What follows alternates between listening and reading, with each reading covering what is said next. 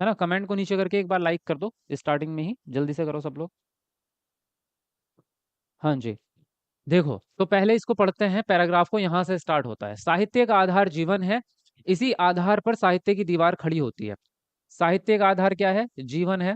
पहले ही लाइन में आपको एक प्रश्न कहीं ना कहीं देखने को मिलेगा। सबसे पहले जब हम पहली लाइन पढ़ते हैं तो हमें पूरे ही पैराग्राफ का एक कंटेंट समझ में आ जाता है कि किस बेस पे ये पैराग्राफ बनाया गया। अब जैसे पहला हमने पढ़ा, पहली लाइन, साहित्य का आधार जीवन है, इसी आधार पर साहित्य की दीवार खड़ी होती है।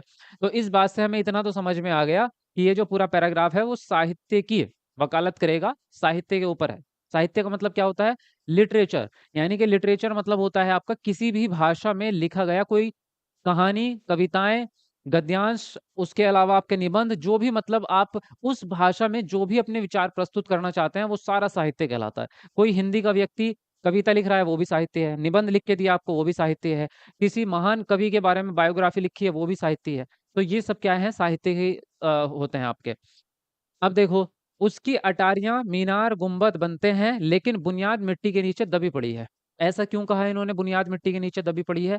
शायद कहीं ना कहीं साहित्य जो है वो उभर के नहीं आ रहा है, और साहित्य जो है वो ऊपरी सतह पर ही काम कर रहा है। जैसे हम कई बार कहते हैं शायरी जो होती है ना, शायर तो आज के ज़माने में बहुत हैं। अगर आप देखोगे, आपको यूट्यूब पे, आपको टेलीग्राम पे, आपको इंस्टाग्राम पे शायरी करते हुए हज़ारों लोग मिल जाएँगे जो तुकबंदी लगा के शायरी कर रहे हैं। क्या एक्चुअल में वो शायरी है?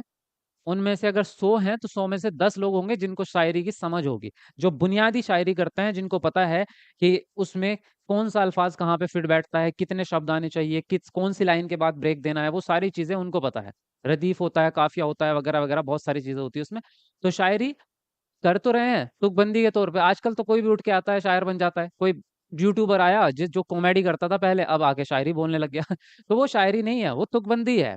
वही सेम चीज़ कह रहा है ये, कि जो आपका एक्चुअल में साहित्य है उसकी बुनियाद कहीं कहीं दबी पड़ी है मिट्टी के नीचे। वो साहित्य, असल साहित्य अब बाहर नहीं आ रहा है निकल के। अब आगे देखो, जीवन परमात्मा की सृष्टि है, इसलिए सुबोध है, सुगम है और मर्यादाओं से परिमित है। जीवन परमात्मा को अपने कामों का जवाबदेह है या नहीं, ये तो हमें मालूम नहीं है, लेकिन साहित्य मनुष्य के सामने जवाबदेह है। यानी साहित्य, जो भी साहित्य की रचना हो रही है, मनुष्य के सामने जवाबदेह होगा कि साहित्य, क्योंकि साहित्य से क्या है कि हमारे कल्चर को भी प्रस्तुत किया जाता है। साहित्य से हमारी अगली पीढ़ी को भी जो हम संस्कृति संस्कार देंगे, जो हम वैल्यूज देंगे, वो साहित्य के द्वारा। अब आज से किसी ने 500 साल पहले कोई किताब लिखी होगी, वो आज पढ़ रहे हैं ना हम। अगर उन्होंने अपना साहित्य अच्छा ना लिखा होता तो हम हमें कैसे पता चलता उस ज्ञान के बारे में? इसके लिए कानून है जिनसे वह इधर-उधर नहीं जा सकता। मनुष्य जीवन पर्यत्न आनंद की खोज में लगा रहता है। किसी को यह रत्न द्रव्य में मिलता है, किसी को भरे पूरे परिवार में मिलता है, किसी को लंबे-चौड़े भवन में मिलता है, किसी को ऐश्वर्य में, और लेकिन साहित्य का आनंद इस आनंद से ऊँचा है। ये कह रहे हैं कि जो आनंद, खुशी है, जो इंसान आनंद की खोज में लगा रहता है पूरे जीवन, है ना? पूरे जीवन जो है आनंद की खोज में लगा रहता है। तो किसी को रत्न में, रत्न मतलब हीरे जवाहरात में, किसी को पैसे में, किसी को बड़ी गाड़ी में, किसी को बड़े-बड़े बंगले में, किसी को जो है बहुत नए-नए कपड़े खरीदने में। तो हर किसी का मज़ा अलग है। तो ये कह रहे हैं कि साहित्य का जो आनंद है, वो इस आनंद से बहुत ज़्यादा है। जिसको साहित्य में आनंद आने लग गया, उसको किसी और चीज़ नहीं चाहिए किसी को, है ना? उसका आधार सुंदर और सत्य है। वास्तव में सच्चा आनंद सुंदर और सत्य से निकलता है। उसी आनंद को दर्शाना, वही आनंद उत्पन्न करना साहित्य का उद्देश्य है। तो साहित्य का उद्देश्य क्या हुआ आपका? ये आनंद खुद भी प्राप्त करो और दूसरों को भी। जैसे शायरी सुनाते हैं जो लोग शायर होते हैं, उन्हें खुद भी मज़ा आता है और जो लोग सुनते हैं उनको भी मज़ा आता है ना? या कोई जैसे कोई सॉन्ग आया आपका, न्यू रिलीज़ हुआ, तो सॉन्ग जिसने गाया है उसने भी अपनी खुशी के लिए ही गाया है।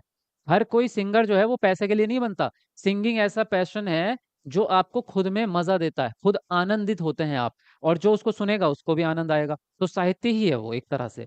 अब देखते हैं इससे रिलेटेड क्या प्रश्न बनाता है ये आपका, उसके हिसाब से देखेंगे, ठीक? चलिए, तो यहाँ पर जो पहला प्रश्न है आपका, प्रस्तुत गद्यांश के अनुसार साहित्य और जीवन में गहरा संबंध है क्योंकि, पहला ऑप्शन है जीवन का मुख्य आधार प्रसन्नता है जो साहित्य देता है। दूसरा है साहित्य जीवन की सृष्टि है। तीसरा साहित्य का आधार जीवन है, और डी है आपका साहित्य जीवन की दृढ़ता, जीवन को दृढ़ता देता है। तो बताएंगे यहाँ पर कौन सा ऑप्शन सही होगा?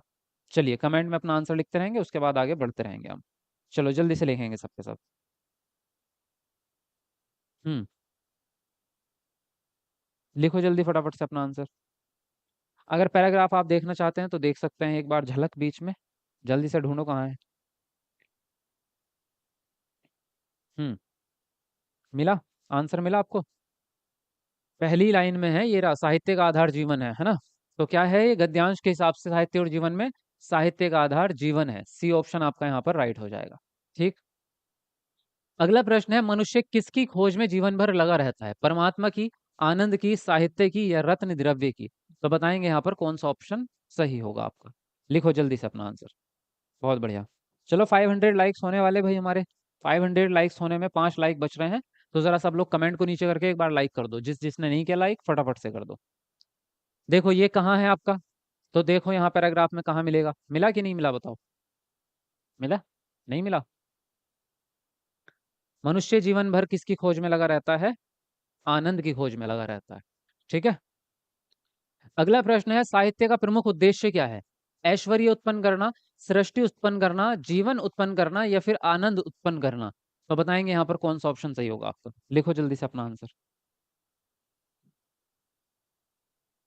जी। पैराग्राफ देखना चाहोगे?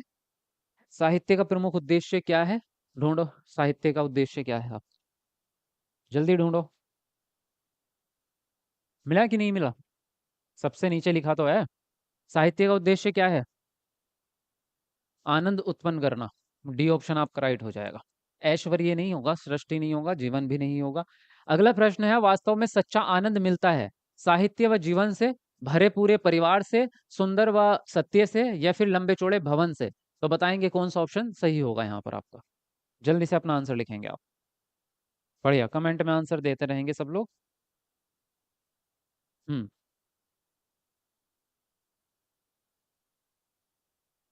पैराग्राफ देखना है? देखो, जीवन का वास्तविक उद्देश्य कहाँ से मिलता है आपको, मतलब वास्तव में कहाँ से आपको मिलता है आनंद, तो यहाँ पर देख लो आप। वास्तव में सच्चा आनंद जो है सुंदर और सत्य से मिलता है। कहाँ से? सुंदर और सत्य से मिलता है। तो सी ऑप्शन यहाँ पर आपका राइट हो जाएगा। क्लियर है बात? अगला प्रश्न, साहित्य के आनंद का आधार क्या है? सुंदर और सत्य को पाना, जीवन, ऐश्वर्य पाना, या परमात्मा? तो बताएंगे कौन सा ऑप्शन आपका सही होगा। लिखो जल्दी से आंसर अपना।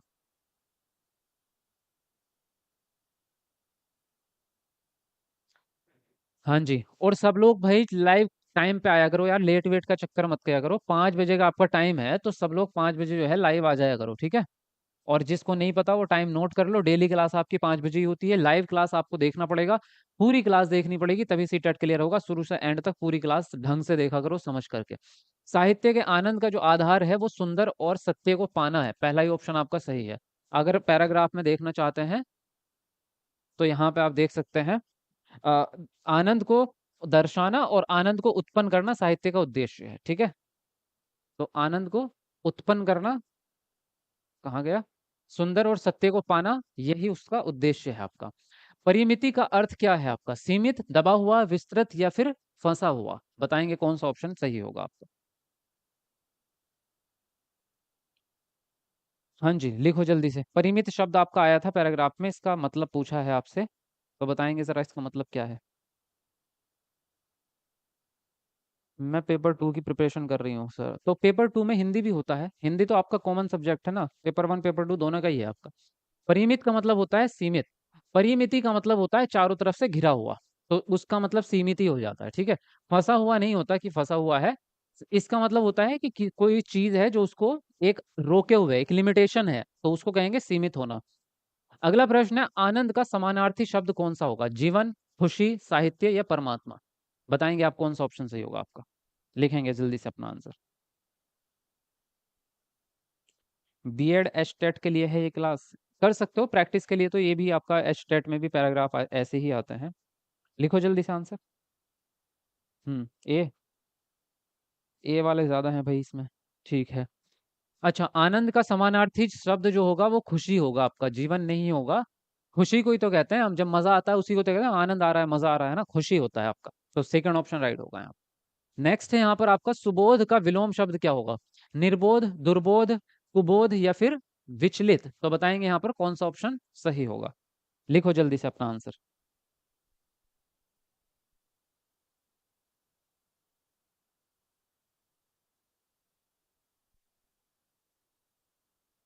जी, फटाफट से लिखेंगे अपना आंसर। क्या आंसर राइट लगता है आपको यहाँ पर? देखो, सुबोध का मतलब होता है अच्छी समझ, बोध का मतलब होता है समझ। बोध का मतलब होता है समझ, यानी कि अंडरस्टैंडिंग, आपकी जो अकल है आपकी, है ना, आपके दिमाग में जो अकल है, जो आपकी समझ है, अंडरस्टैंडिंग है। सु मतलब अच्छी, और दुर मतलब खराब। ठीक है, तो यहाँ पर जो आंसर राइट होगा आपका वो होगा दुर्बोध। निर्बोध होता ही नहीं है। निर का मतलब बुरा नहीं होता। निर का मतलब होता है ना, मतलब मना करना आपका। इसका मतलब ये होता है कि आप उस चीज को मना कर रहे हैं, जैसे कि आपके कोई चीज नहीं है, आपके पास नहीं है, तो उसको हम कहेंगे। तो अगर हम कहते हैं ना यहाँ पर अबोध, अबोध आ जाता है आपका, तो उसका उसका हो सकता था निर्बोध उसका, लेकिन यहाँ पे सुबोध है तो इसका होगा दुर्बोध, है ना। जैसे वो होता है ना आपका, इसमें और क्या एग्जाम्पल हो सकता है? चलो फिलहाल मुझे एग्जाम्पल इसका अभी तो याद नहीं आ रहा, लेकिन यहाँ पे इस हिसाब से समझ सकते हो आप। चलिए, नेक्स्ट प्रश्न है आपका, लंबे चौड़े भवन में। वाक्य में लंबे चौड़े वाक्य व्याकरण की दृष्टि से क्या है? लंबा चौड़ा जो शब्द है आपका, ये क्या है आपका? ये क्रिया विशेषण है आपका, संज्ञा है, क्रिया है, या विशेषण है? क्या है ये बताएंगे आप? कौन कौन सा ऑप्शन यहाँ पर आपका सही होगा? लिखेंगे जल्दी से आंसर आप।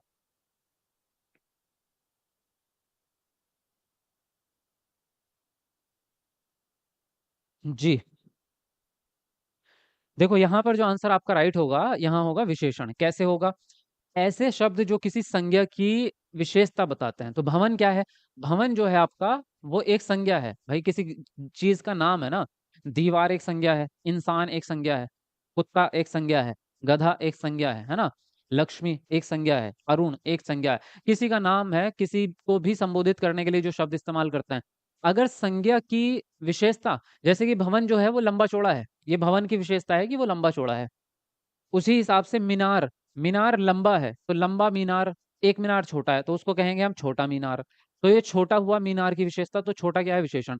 लेकिन विशेषण आपका कई बार क्रिया के साथ में आता है। जैसे एक क्रिया है आपकी भागना, भागना आपकी क्रिया है ना।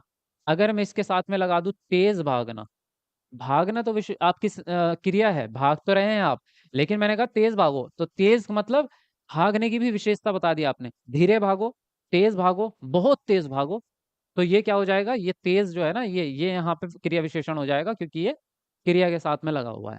फिलहाल यहाँ पे डी ऑप्शन आपका राइट हो जाएगा। चलिए, अगला प्रश्न जो है आपका। हम्म। ग्रामर मुझे नहीं आता है, कोई बात नहीं, सिखा देंगे, क्यों टेंशन ले रहे हो? ग्रामर भी सिखा देंगे। चलो, लाइक करते रहो जरा वीडियो को सब लोग मिलके। 1,000 लाइक पूरे करने हैं हमें अभी, ठीक है ना।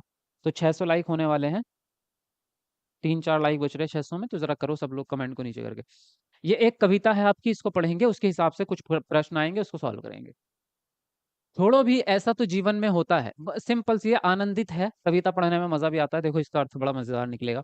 थोड़ो भी ऐसा तो जीवन में होता है, जो कभी मिलता है वह कभी छिनता है।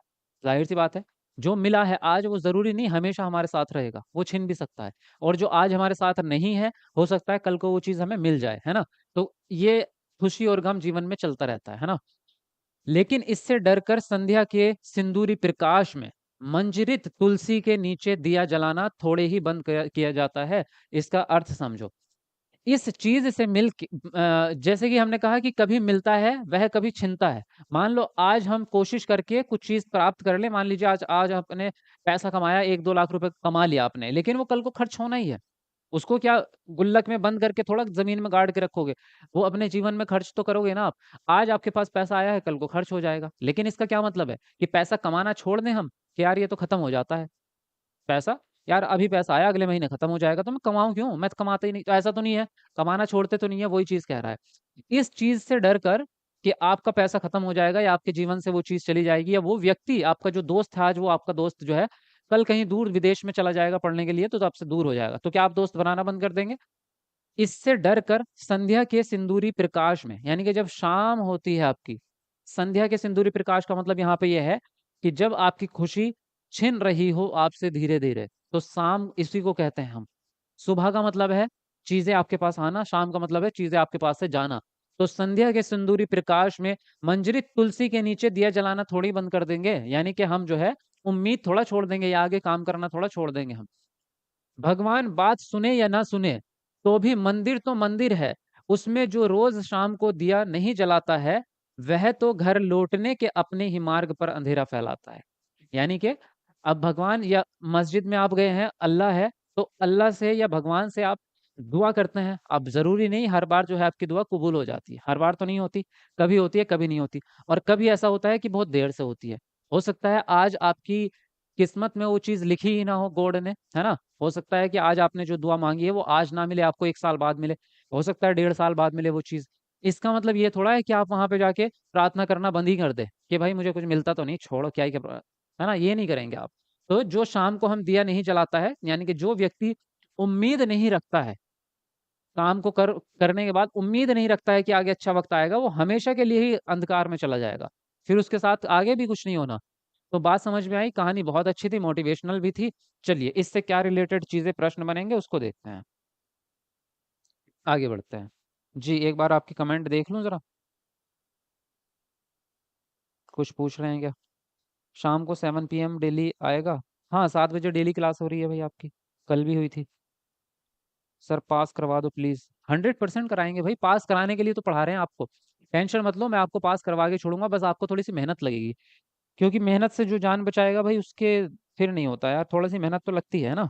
तो हम क्या है कि जो भी चीज़ें मैं आपको बताऊंगा गाइड करूंगा वो चीज़ें आपको करते रहना पड़ेगी, है ना। वो चीज़ें आपको पढ़नी भी पड़ेगी, याद भी करनी पड़ेगी, उसका रिवीजन भी करना पड़ेगा, करना पड़ेगा। मेहनत करोगे तो देखो हो ही जाएगा, अगर मेहनत नहीं करोगे तो ही डाउट रहेगा। जीवन में प्राय खालिस्तान घटनाएं होती ही रहती हैं, लूटने और रूठने की, आने और जाने की, कुछ मिलने और छिन जाने की, भूलने व याद करने की। तो खालिस्तान में क्या आएगा, पैराग्राफ के हिसाब से आंसर देना, अलग से अपनी अपना दिमाग मत लगाना, पैराग्राफ के हिसाब से ही आंसर देना, ठीक है। चलो बताओ फटाफट से कौन सा ऑप्शन सही होगा। तो क्या लिखा है पैराग्राफ में आपके? छोड़ो ये तो जीवन में होता रहता है, जो कभी मिलता है वह कभी छिनता है। तो क्या, जो कभी मिलता है वो कभी छिनता है, तो कुछ मिलने की और कुछ छिन जाने की प्रक्रिया चलती रहती है। मंजरित तुलसी के नीचे दिया जलाने का क्या आशय है? तुलसी को हरा भरा रखना, जीवन की हर परिस्थिति में आस्था बनाए रखना, दिया जलाकर पूजा करना, या भजन कीर्तन करना। तो क्या मतलब है इस लाइन का, बताएंगे आप? क्या अर्थ निकलता है इस बात का? चलिए फटाफट से लिखेंगे अपना आंसर आप। हम्म। इस बार सीटेट पास हो जाएगा ना सर? शिल्पी, हो जाएगा भाई। आप सही समय पे आपने तैयारी स्टार्ट की है, अगर आप रेगुलर रहे तो आपका 100% क्लियर हो जाएगा, ठीक है। सर आपकी तरह बॉडी बनानी है, देवेश गैंगवर। देवेश जी पहले यार, पहले एग्जाम निकाल लो, बॉडी तो बाद में बन जाएगी, क्योंकि अभी बॉडी बनाओगे तो फिर ध्यान उधर निकल जाएगा आपका, फिर पढ़ाई पर कम ध्यान रहेगा। तो बना लेना, अभी पूरा जीवन पड़ा है बॉडी बनाने के लिए। तो पहले एग्जाम निकाल लो, उसके बाद बता दूंगा, बॉडी बनाना भी बता दूंगा आपको। देखो मंजरी तुलसी के नीचे दिया जलाने का मतलब यह है कि आप आस्था बनाए रखते हैं, है ना। ये कह रहे हैं ना, मंजरी तुलसी के नीचे दिया जलाना थोड़ी छोड़ देते हैं हम, अगर हमारे जीवन में आना जाना लगा भी रहे। तो जीवन की हर परिस्थिति में हमें क्या रखनी है, उम्मीद बनाए रखनी है, आस्था लगाए रखनी है कि हाँ आगे अच्छा होगा, और हम मेहनत करेंगे तो कुछ पा सकते हैं। तो यहाँ पर जो है आपका सेकंड ऑप्शन राइट हो जाएगा, क्लियर है। चलो जी आगे बढ़ते हैं। अगला प्रश्न है आपका, घर लौटने का मार्ग कैसे मार्ग को कहा जाता है, कहा गया है? घर जाने वाले रास्ते को, घर जाने वाली गली को, सुख और विश्वासपूर्ण जीवन को, या निराशा और हताशा को। तो बताएंगे यहाँ पर कौन सा ऑप्शन आपका सही होगा। चलो जल्दी से लिखो।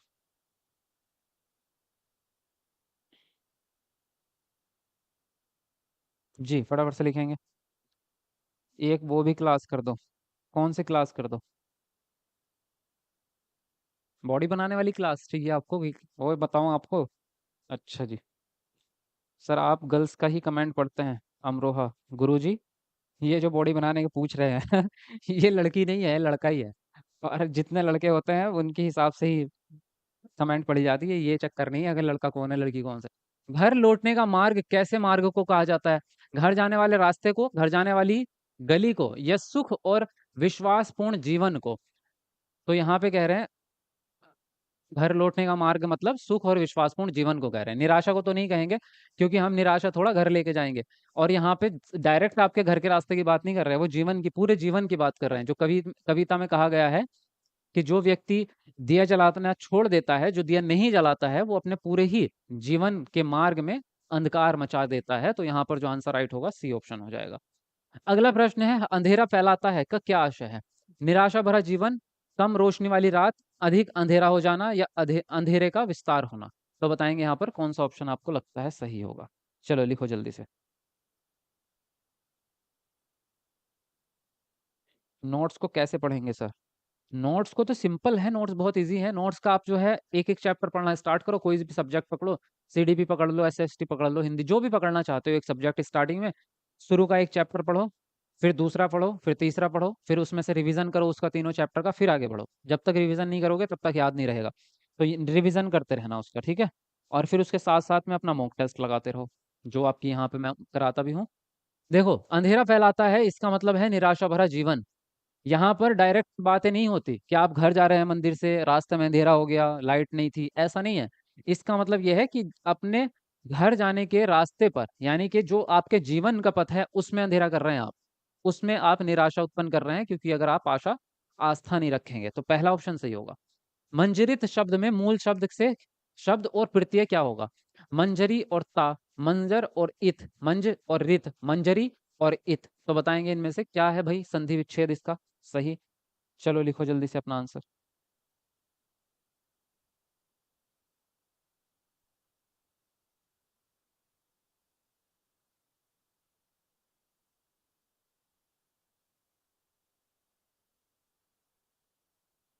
हाँ जी। चैप्टर को कैसे पढ़ेंगे हम? मतलब चैप्टर को कैसे पढ़ेंगे इसका क्या मतलब है? मैं समझा नहीं आपकी बात, थोड़ा एक्सप्लेनेशन में बताओ। देखो, यहाँ पर जो मंजरित है इसका मूल शब्द जो होता है वो मंजरी होता है, और इत जो है वो प्रत्यय है। रित तो होता ही नहीं है आपका, है ना। इत प्रत्यय होता है आपका, लेकिन इसमें जो मूल शब्द है वो मंजर नहीं बल्कि मंजरी है आपका। तो डी वाला ऑप्शन आपका यहाँ पर ठीक होगा, ठीक है। अगला प्रश्न आपका, संध्या के सिंदूरी प्रकाश में रेखांकित वाक्य में भावा आभास क्या है? किस चीज का भाव दिया गया है? आशावादी भाव है, निराशावादी है, तुलनात्मक है, या अनास्थावादी है? तो बताएंगे जरा कौन सा ऑप्शन सही होगा इसमें।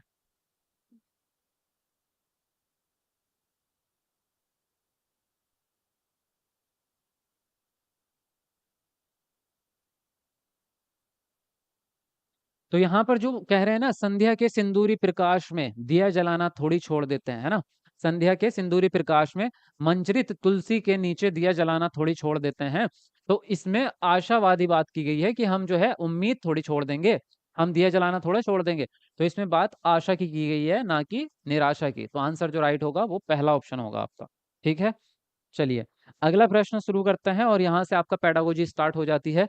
और प्रश्न आपका, कक्षा में प्रस्तुतिकरण के दौरान विद्यार्थी एक एक करके अपनी राय दे रहे हैं। भाषा अध्यापक होने के नाते आप किस आधार पर उनका आकलन करेंगे? भाषा के प्रवाह पर, विषय वस्तु की निपुणता, विभिन्न लेखकों के कथन, या प्रस्तुतिकरण शैली? तो बताएंगे जरा कौन सा ऑप्शन यहाँ पर आपका सही होगा।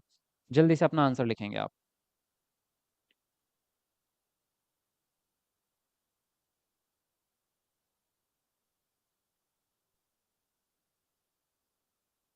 जी। तो क्या पूछा आपसे? देखो, यहाँ पर जो है एक एक करके अपनी राय दे रहे हैं बच्चे। बच्चे क्या कर रहे हैं? अपनी, मतलब डिस्कशन मेथड समझ लो एक तरह से। तो बच्चा अपना क्या करेगा? अपने अनुभव सामने रखेगा। तो उसमें भाषा का प्रवाह तो आ ही जाएगा भाई, जब बच्चा बोल रहा है तो फ्लुएंसी तो चेक हो जाएगी। विषय वस्तु की निपुणता, यानी कि बच्चा कंटेंट क्या बोल रहा है, जो बोल रहा है। एक तो फ्लुएंसी है, दूसरा है उसके विचार, उसका अनुभव, जो वो बोल रहा है उसमें उसकी बात में कितना दम है ना। उसका कंटेंट कितना निपुण है। लेखकों से इसका कोई लेना देना नहीं है, क्योंकि वो अपने विचार प्रस्तुत कर रहे हैं, ना कि किताब के। किसी लेखक की बातें नहीं सुना रहे, वो अपनी अपनी राय दे रहे हैं, अपना विचार है। प्रस्तुतिकरण शैली आ सकती है, क्योंकि हम अपनी बात को किस तरह से रखते हैं, ये भी एक मेथड होता है हमारा, कि हम अपनी बात दूसरे के सामने कैसे रखें। मान लीजिए आपको जो है नए जूते चाहिए, और अब पापा के सामने आपको ये बात रखनी है कि पापा जी मुझे नए जूते चाहिए, है ना। समझ में आ रही है? तो आपका तरीका क्या है? आपके घर में मान लो बहुत ज्यादा पैसे नहीं है, अमीर नहीं है, और आपको 5,000 रुपए वाले शूज चाहिए, क्योंकि आपको पार्टी में जाना है, कॉलेज की फेयरवेल पार्टी में। तो वहां पे क्या कहेंगे पापा के सामने? पापा वो ना, कल ना फेयरवेल पार्टी है।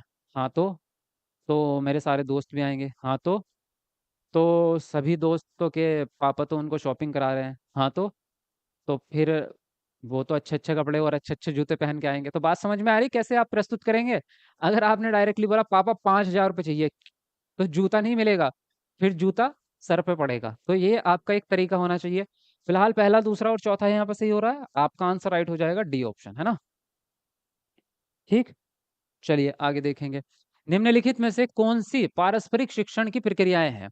पहला है अनुमान, प्रश्न करना, स्पष्ट करना और सारांशीकरण। दूसरा है मान लेना, चर्चा करना, नोट करना और सारांशीकरण। तीसरा कल्पना करना, प्रस्तुतिकरण, प्रश्न करना और सारांशीकरण। डी है आपका विचार करना, अभिव्यक्त करना, मॉनिटरिंग करना और सारांशीकरण। तो बताएंगे इनमें से जरा कौन सा ऑप्शन आपको ठीक लगता है? हाँ तो वाला डायलॉग आपको पसंद आ गया? चलिए बढ़िया चीज है। जी, ऐसे ही होता है, सीन ऐसे ही होता है। ऐसा मेरे साथ होता है, जैद बोल रहे हैं। देखो, यहाँ पे क्या बात कर रहे हैं? पारस्परिक शिक्षण। पारस्परिक शिक्षण एक्चुअल में होता क्या है? पारस्परिक शिक्षण में एक से ज्यादा टीचर होते हैं। एक से ज्यादा टीचर होते हैं, सामूहिक शिक्षण भी कह सकते हैं इसको। अब एक से ज्यादा टीचर होते हैं, उसमें पूरी एक प्लानिंग करी करी जाती है, योजना बनाई जाती है, और उसमें जो आपकी प्रक्रियाएं होंगी, सबसे पहला अनुमान लगाना, प्रश्न भी होता है उसमें, एक दूसरे से टीचर बच्चों से प्रश्न करते हैं, बच्चे टीचर से, स्पष्टीकरण भी होता है, सारांशीकरण भी होता है। तो यहाँ पर जो है आपका पहला ऑप्शन सही होगा। नोट करना नहीं होता, ये नहीं होगा। मान लेना भी नहीं होता कि पहली मान ली बात आपने, है ना, शुरू में बात मान ली, ऐसा नहीं होता। प्रस्तुतिकरण नहीं होगा क्योंकि उसमें डायरेक्टली आप व्याख्या नहीं करेंगे, है ना। अभिव्यक्त करना है, मॉनिटरिंग करना है, विचार, मॉनिटरिंग नहीं होगा उसमें। फिलहाल यहाँ पे पहला ऑप्शन ज्यादा बेस्ट है, फर्स्ट ऑप्शन यहाँ पर राइट जाएगा। अगला प्रश्न है आपका, संप्रेषणात्मक गतिविधि को शुरुआती चरण में अध्यापिका विद्यार्थियों को जहां भी आवश्यकता हो मदद दे रही है और धीरे धीरे विद्यार्थी का उत्तरदायित्व डाल रही है, विद्यार्थी पर उत्तरदायित्व डाल रही है। तो अध्यापिका यहाँ क्या कर रही है? विद्यार्थी को दिशा संकेत दे रही है, विद्यार्थी को मदद दे रही है, या फिर आपका विद्यार्थी को पुनर्बलन दे रही है, या फिर विद्यार्थी को निर्देश दे रही है। तो बताएंगे जरा कौन सा ऑप्शन सही होगा आपका? लिखो जल्दी से अपना आंसर।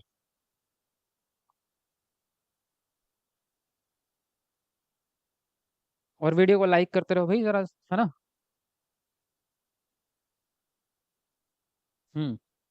800 लाइक होने वाले हैं, जरा पूरे करो जल्दी से फटाफट से सब लोग। कमेंट को काट के नीचे और एक बार वीडियो को लाइक कर दो जितने लोग भी जुड़ चुके हैं। देखो, बात करें यहाँ पर तो ये पूरा का पूरा जो आपको सिस्टम दिख रहा है कि जहां पर जरूरत पड़ रही है शुरुआती चरण में, वहां पे तो आपको क्या दिया जा रहा है? टीचर मदद दे रही है। और जब बच्चा जैसे जैसे सीखता जाएगा तो आपकी मदद धीरे धीरे कम होती जाएगी। तो क्या है ये स्कैफोल्डिंग है आपका, सीधी बात है, यहाँ पे समझ में आ गया होगा आपको, है ना।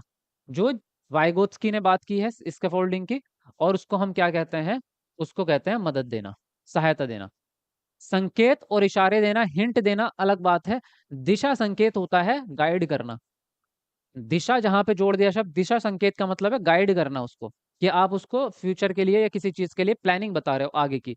यहाँ पे मदद हो रही है डायरेक्टली, डायरेक्टली मदद हो रही है, तो डायरेक्टली मदद करने को कहते हैं हम स्कैफोल्डिंग, जिसको पाड़ कहते हैं हिंदी में। तो आंसर राइट होगा आपका सेकंड ऑप्शन। क्लियर? अगला प्रश्न है, भाषा की कक्षा में विद्यार्थी अध्यापिका की उपस्थिति में एक दूसरे के साथ अंतःक्रिया करके अंग्रेजी भाषा में एक दूसरे की पसंद और नापसंद जान रहे हैं। अंतःक्रिया के दौरान जब भी और जहां भी जरूरत है, अध्यापिका विद्यार्थियों को आवश्यक संकेत मदद दे रही है, मदद के रूप में दे रही है। जहां समस्त शिक्षण अधिगम प्रक्रिया अधिगम के किस सिद्धांत को प्रतिबंधित कर रही है? तो व्यवहार को, या संज्ञानात्मक संकेत को, या अंतःक्रियात्मक, या सामाजिक सांस्कृतिक। तो बताएंगे जरा कौन सा ऑप्शन सही होगा? फटाफट से लिखो अपना आंसर। जी। अस्सलाम वालेकुम टीचर जी। वालेकुम अस्सलाम जी। शीजा, बड़े लेट आए हो भाई, कहाँ थे? बढ़िया लिखे, लिखो जल्दी से अपना आंसर लिखो सबके सब। पेपर 2 वालों को EWS पढ़ने का जरूरत, EWS, अच्छा EVS, अरे कैसे कैसे लिखते हो आप कमेंट भी। EVS पढ़ने की हाँ जरूरत नहीं है। EWS अलग चीज होती है, वो कैटेगरी है। EVS पढ़ने की जरूरत नहीं है। देखो, यहाँ पर जो हो रहा है आपका, भले ही इतने लंबा चौड़ा इसने प्रश्न बनाया है, लेकिन यहाँ पे जो बात है मेन वो ये है कि जहां पर जरूरत पड़ रही है वहां पे टीचर मदद कर रही है, बात सेम ही है। जहां भी आवश्यकता होती है, टीचर क्या करती है? संकेत दे देती है मदद के रूप में। इसका मतलब क्या है सीधा? इसका मतलब सीधा पाड़ है, जिसको हम इसका फोल्डिंग कह रहे हैं। ये भी पाड़ से ही रिलेटेड संबंधित है आपका। तो यहाँ पे आंसर राइट होगा आपका डी ऑप्शन। दूसरी बात, इसने प्रक्रिया प्रक्रिया नहीं पूछी आपसे, इसने सिद्धांत पूछा है। और सिद्धांत का नाम है आपका सामाजिक सांस्कृतिक विकास का सिद्धांत।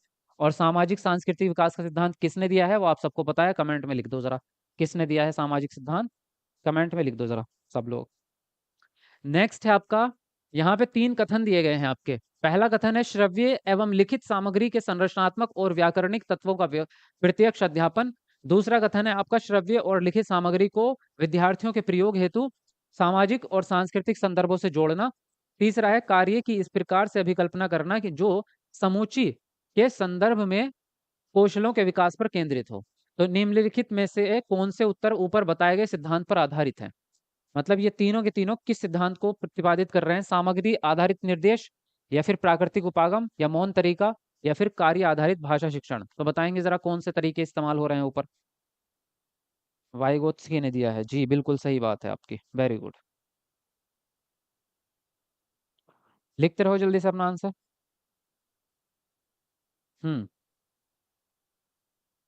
ओके, लिखो इसका आंसर, लिखो जल्दी से, कमेंट में लिखो।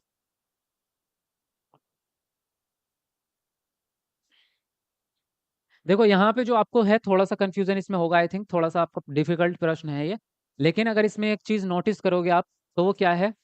श्रव्य और लिखित सामग्री, श्रव्य और लिखित सामग्री, इस कार्य के अभिकल्पित करना जो समूची, कार्य को इस प्रकार से अभिकल्पना करना जो समूची के संदर्भ में, समूची मतलब पूरी क्लास, क्या कह रहे हैं?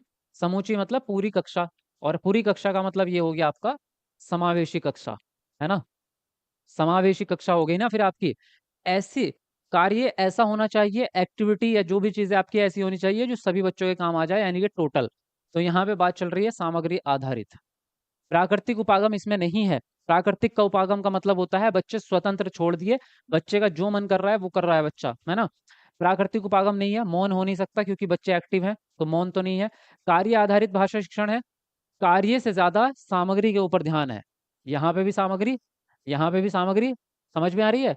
कार्य से ज्यादा सामग्री पे ध्यान है, कार्य आधारित नहीं है। लर्निंग बाय डूइंग तब होता है जब बच्चे को कोई प्रोजेक्ट दे दिया जाए और बच्चे उस काम को पूरा करें। यहाँ पे बात चल रही है सामग्री की, तो ये सामग्री आधारित निर्देश है, और एक्टिविटी जो उपागम है वो सामग्री आधारित है आपका। क्लियर? अगला प्रश्न होगा द्वितीय भाषा के अधिगम में क्या शामिल है? पहला ऑप्शन है लक्ष्य भाषा में विभिन्न स्थितियों के प्रति प्रतिक्रिया करना देना। दूसरा है विभिन्न प्रकार की श्रव्य और लिखित सामग्री का उपयोग करना। तीसरा अकादमिक रूप से लक्ष्य भाषा में प्रतिक्रिया देना, और डी है विशिष्ट स्थितियों में कुछ वाक्यांशों का प्रयोग करना। तो बताओ कौन सा ऑप्शन ठीक होगा? लिखो अपना आंसर जी, जल्दी से लिखो आंसर।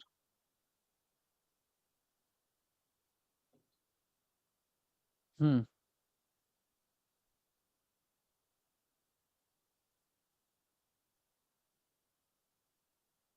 देखो यहाँ पे हम बात करें, इसने बोला द्वितीय भाषा आप सिखा रहे हैं तो क्या तरीका आपका बेस्ट होना चाहिए?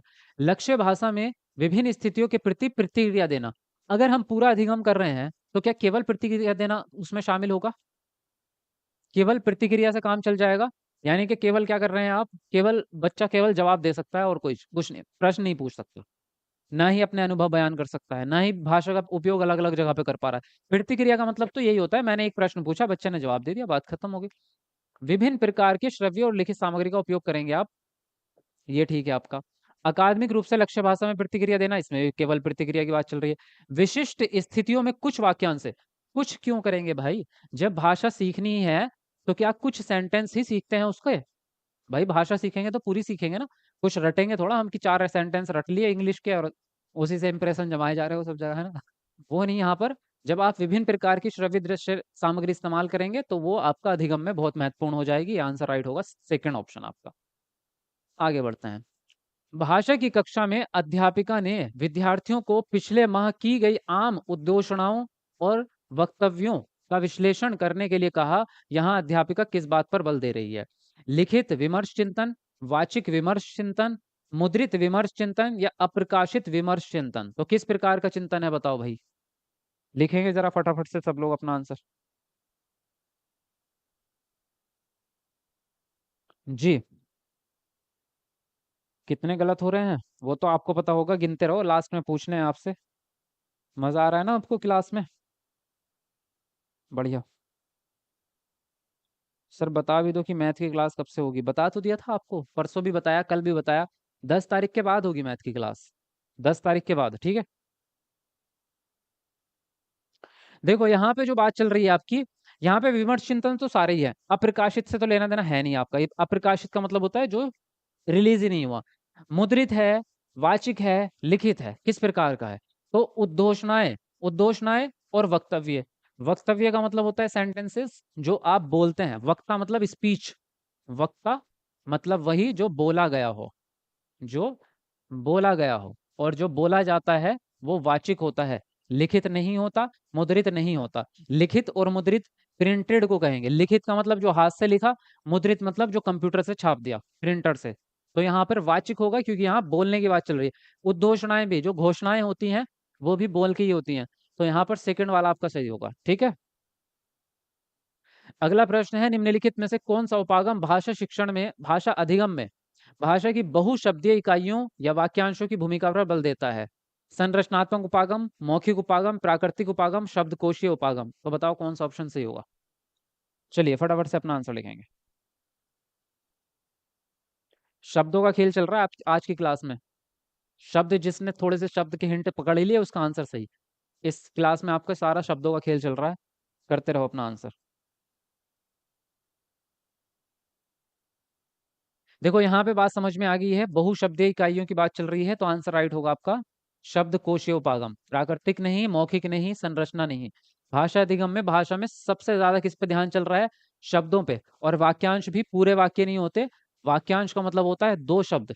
जैसे पानी दो, नहाने दो, मुझे जाने दो, ये वाक्यांश होते हैं छोटे छोटे, जो वाक्य का छोटा रूप होता है। अगला प्रश्न आपका, निम्नलिखित में से असमान को पहचान करें। असमान यानी अलग कौन सा है, डिफरेंट कौन सा है? बच्चों में प्रथम भाषा के विकास के समानांतर अर्जन स्वाभाविक तरीका है। अर्जन अचेतन प्रक्रिया से संबंधित है। तीसरा है अर्जन भाषिक निपुणता के स्वाभाविक विकास से संबंधित है, रखता है। और डी है भाषा अर्जन के नियमों के चेतन ज्ञान पर बल देता है। तो बताओ इनमें से कौन सा ऑप्शन सही होगा। फटाफट से लिखेंगे जल्दी आंसर। हम्म, जल्दी से लिखते रहो। आज कुछ अलग ही क्वेश्चन क्वेश्चन है। हम्म। और अभी एक महाशय कमेंट कर रहे थे, सर जी मुश्किल प्रश्न लेके आओ, आसान आसान क्यों करा रहे हो? आसान लग रहा है। लिखो आंसर अपना। देखो यहाँ पे अगर हम बात करें असमान यानी कि कौन सा अलग है तीनों में से, चारों में से, तो अर्जन जो है वो नियम की चेतन ज्ञान नहीं होता। चेतन मतलब जिसमें जानबूझ के किया गया हो, जिसमें आपका दिमाग लग रहा हो, कोशिश लग रही हो, प्लानिंग लग रही हो, ऐसा नहीं होता। अर्जन में क्या होता है? अर्जन स्वाभाविक है जिसमें कोई चेतन नहीं होता, अचेतन होता है। अर्जन अचेतन होता है। ठीक है। अर्जन स्वाभाविक प्रक्रिया है। प्रथम भाषा स्वाभाविक होती है, कोशिश नहीं होती इसमें। तो डी वाला सबसे अलग है यहाँ पर। नेक्स्ट है प्रकृतिवादी उपागम किसके सिद्धांत के आधार पर शिक्षण शास्त्रीय अनुप्रयोगों को विकसित करने का प्रयास करता है? रोजर ब्राउन, या फिर स्टीफन क्रेशन, या फिर आपका ब्लूमफील्ड, या कोमिन। तो बताएंगे कौन सा ऑप्शन आपका सही होगा यहाँ पर। ये तो आपका नया प्रश्न है, ये अभी मैंने आपको पढ़ाया नहीं है, अभी पढ़ाऊंगा आगे। ठीक है। तो इसका आंसर जिसको देना है तो दे सकते हैं।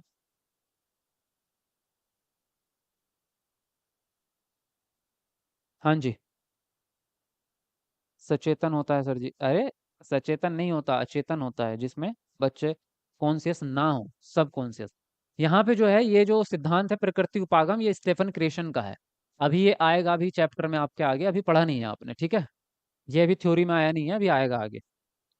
चलिए अगला प्रश्न है अभिकथन ए, चेतन अधिगम अर्जित व्यवस्थाओं से प्राप्त परिणामों की जांच और सुधारने के पर्यवेक्षण के रूप में कार्य करता है। और कारण है पर्याप्त समय, संरचनाओं पर ध्यान और नियमों का ज्ञान। ये तीन शर्तें पर्यवेक्षण के सफल प्रयोग की शर्तें हैं। तो दो बताएंगे ए और आर में से कौन सी बात सही है, किसके हिसाब से आप सही आंसर कौन सा लगाएंगे। लिखो अपना आंसर।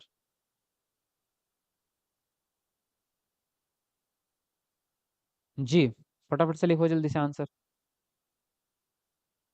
और 1,000 लाइक पूरे करो भाई जल्दी से, फटाफट से, है ना। जल्दी से 1,000 लाइक पूरे करो सबके सब मिलके। तुक्का सही गया सर। अच्छा तुक्का लगा रहे हो। देखो यहाँ पे बात करें, चेतन अधिगम अर्जित व्यवस्थाओं से प्राप्त परिणामों की जांच और सुधारने के पर्यवेक्षण के रूप में। चेतन अधिगम का मतलब यही होता है आपका कि आप अपना दिमाग का इस्तेमाल कर रहे हैं, बिल्कुल कॉन्शियस होके क्या कर रहे हैं, एकदम कॉन्शियस होके आप काम कर रहे हैं उस पर पूरा अटेंशन के साथ में। तो हाँ ठीक है आपका। पर्यवेक्षण का मतलब होता है ऑब्जर्वेशन, जांच करना।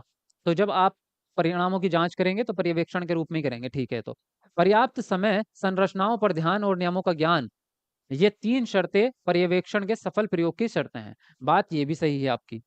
पर्याप्त समय आपको मिलना चाहिए, संरचनाओं पे अटेंशन आपकी रहेगी, नियमों का ज्ञान आपको होना चाहिए, तभी आप अच्छा जांच कर पाएंगे। अगर ये तीनों चीजें आपके अंदर नहीं है तो आप जांच नहीं कर पाएंगे ठीक से। लेकिन ये तीन शर्तें आपके पास होंगी और उसके बाद में आप चेतन अधिगम अर्जन व्यवस्थाओं से प्राप्त परिणामों की जांच और सुधारने के पर्यवेक्षण, ये चेतन अधिगम की बात कर रहा है। यहाँ पे आपके कौशल की बात हो रही है। व्याख्या सही नहीं है, व्याख्या अलग रहेगी, बात दोनों सही है लेकिन कारण नहीं है। इसका ये मतलब इस बात का ये कारण नहीं है, दोनों बातें अपने आप में सेपरेट है, अलग अलग हैं। बातें दोनों सही है तो सेकंड वाला ऑप्शन सही जाएगा आपका। अच्छा ए दे दिया था सबने, चलो कोई बात नहीं, होता है।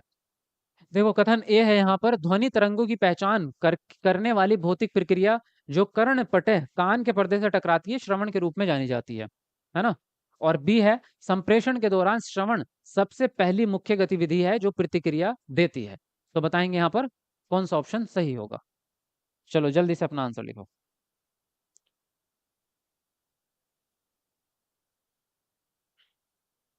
जी फटाफट से लिखेंगे अपना आंसर आप। देखो ध्वनि तरंगों की पहचान करने वाली भौतिक प्रतिक्रिया यानी कि जो आपकी आवाज आती है, ध्वनि तरंगे आती है हवा में ट्रैवल करके, वो आपके कान के पर्दे पर टकराती हैं जिससे आपको आवाज सुनाई देती है। बिल्कुल सही बात है आपकी। और संप्रेषण के दौरान श्रवण सबसे पहली प्रक्रिया है, ये भी बात आपकी सत्य है। सबसे पहले जब कोई बातचीत करता है व्यक्ति, तो जब आप उसकी बात को सुनेंगे तभी आप बोल पाएंगे। और बचपन में अगर आप विकास की भी बात करेंगे तो सुनना सबसे पहले आता है आपका। तो दोनों ही बातें आपकी सही हैं यहाँ पर, ठीक है। सी ऑप्शन यहाँ पर आपका राइट होगा। अगला प्रश्न है, एक अध्यापक होने के नाते आपका मुख्य ध्यान किस पर नहीं होना चाहिए? विभिन्न भाषाओं की स्वीकृति, या सभी को एक समान समय देना, या उच्च स्तरीय चिंतन को प्रोत्साहित करना, या विशिष्ट वर्ग की संस्कृति को समुन्नत करना। तो बताएंगे कौन सा ऑप्शन यहाँ पर सही होगा। अपना आंसर लिखो, जल्दी से लिखेंगे अपना आंसर आप।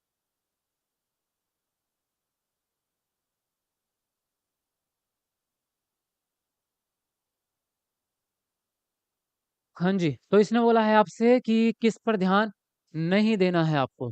हाँ, अध्यापक होने के नाते विभिन्न भाषाओं की स्वीकृति करेंगे, यस करेंगे आप। सभी को एक समान समय भी देंगे आप बच्चों को, हाँ ठीक है समय भी दे दो। विशिष्ट वर्ग की संस्कृति को समुन्नत करेंगे, नहीं ये गलत है आपका।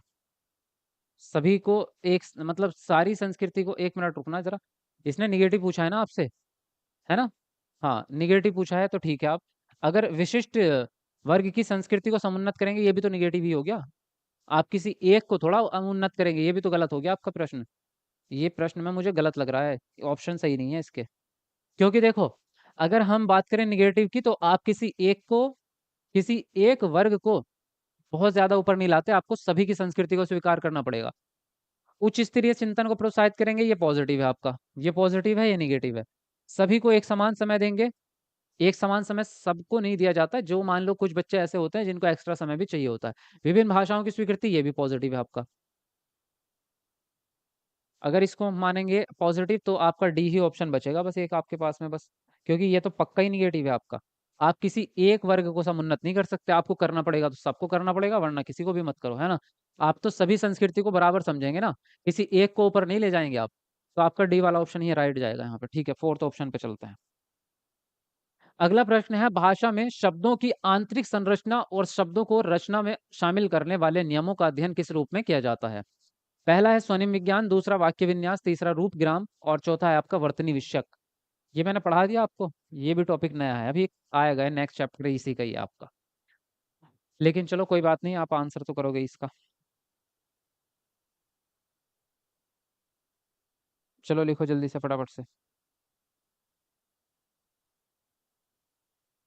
हाँ जी, तो किसके बारे में पूछा है इसने? शब्दों की संरचना के बारे में पूछा है ना, शब्दों की। और शब्दों की जो रचना होती है वो रूप ग्राम में होती है। किसमें? रूप ग्राम आकृति मूलक, इसको कहते हैं आकृति मूलक। वाक्य विन्यास में वाक्य की होती है, और स्वनिम में अक्षरों की होती है। इसमें अक्षर, इसमें वाक्य, और इसमें आपके शब्द होते हैं, ठीक है। इसको आकृति विज्ञान भी कहते हैं आप। वर्तनी तो आपका उससे उच्चारण से संबंधित है। अगला प्रश्न है, कुछ विद्यार्थी कक्षा में एक दूसरे से बात करने में संकोच करते हैं, संकोच को दूर करने के लिए क्या सर्वोत्तम उपाय किए जा सकते हैं? पहला, उन विद्यार्थियों को प्रोत्साहित करें। दूसरा, कक्षा में अनौपचारिक गतिविधियों का आयोजन कर उनमें विद्यार्थियों को संलग्न किया जाए। तीसरा है, उनके निष्पादन हेतु उन्हें पुनर्बलन दिया जाए। और डी है आपका, उन्हें कुछ और तरह के काम दे दिए जाएं। तो बताओ कौन सा ऑप्शन सही होगा आपका?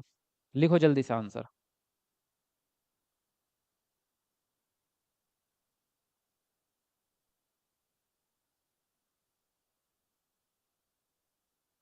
रूपग्राम का मीनिंग समझाओ। रूपग्राम जो होता है ना, वो उसको दूसरा शब्द है आकृति विज्ञान उसका, ठीक है। इसको हम कहते हैं आकृति विज्ञान।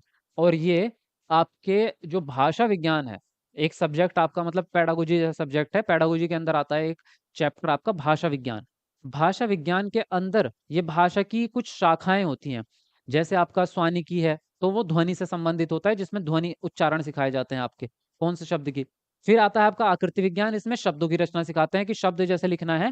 जैसे मान लीजिए यहाँ पर जो है आपको वो लिखना है, कोयला लिखना है, एक शब्द है आपका कोयला। तो ये अगर ऐसे है तो ये ठीक है आकृति विज्ञान के हिसाब से। लेकिन अगर कोई बच्चा ऐसा लिख रहा है तो ये आपका गलत है आकृति विज्ञान के हिसाब से। तो इसमें शब्द लिखने सिखाए जाते हैं बच्चों को, उच्चारण, सही उच्चारण आकृति विज्ञान के अंदर। बाकी अभी आएगा ये चैप्टर आपका थ्योरी में, जब आपको डिटेल में बताऊंगा। और उन विद्यार्थियों को प्रोत्साहित करेंगे, यस। कक्षा में अनौपचारिक गतिविधियां आयोजित करेंगे, ये भी ठीक है आपका, इसमें भी बच्चे आपका एक्टिवेट रहेंगे। उन्हें कुछ और तरह के काम देंगे, ये तो नहीं कर सकते। और पुनर्बलन बात करें